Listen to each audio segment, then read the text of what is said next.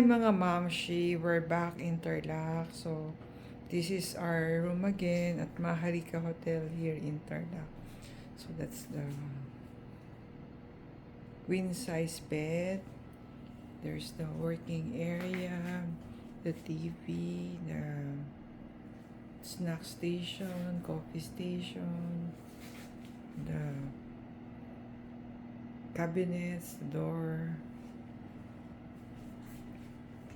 bathroom. Yan, ting working area na favorite natin where we can work. Do our brainstorming or blog or whatever.